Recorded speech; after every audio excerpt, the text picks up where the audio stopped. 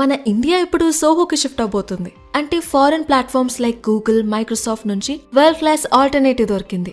ఇది Microsoft office, which is cloud based subscription suit. ఇందులో word, XL, power point లాంటివి ఉంటాయి. అండ్ గూగుల్ వర్క్ స్పేస్ లో Gmail, Google documents, drive, sheets, slides and Google meet లాంటి apps ఉంటాయి. కానీ recent గా మన ఐటీ మినిస్టర్ అశ్విని వైష్ణవ్ గారు వెరీ సూన్ ఈ యాప్స్ ని రీప్లేస్ చేసే Office Suite. It's phenomenal.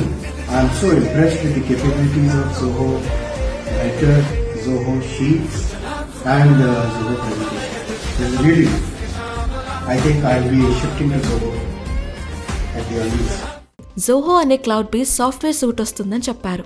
Zoho suit లో Zoho mail, Zoho writer, Zoho sheet, Zoho show లాంటి యాప్స్ ఉంటాయి. ఇది యూజ్ చేయడం వల్ల డేటా మన కంట్రీలోనే ఉంటుంది, డిజిటల్ డిపెండెన్సీ తగ్గుతుంది, మన టెక్ సోవెనిటీ సేఫ్ అవుతుంది. అలానే ఇండియాలో ఎంప్లాయ్మెంట్ ఆపర్చునిటీస్ జనరేట్ అవ్వడమే కాకుండా మైక్రోసాఫ్ట్, గూగుల్ లాంటి సర్వీసెస్ కన్నా ఇది కాస్ట్ సేవియర్ కూడా. ఇండియన్ ఆల్టర్నేటివ్ కోసం తీసుకున్న ఈ డెసిషన్ మన అందరికీ ఒక ప్రైడ్ మూమెంట్. ఈ ఆల్టర్నేటివ్ ని Chennai based Indian multinational company ఈ జోహో కార్పొరేషన్ ని బిల్డ్ చేస్తుంది. జోహో ఫౌండర్ ఎవరో తెలిస్తే కమెంట్ సెక్షన్ లో చెప్పండి.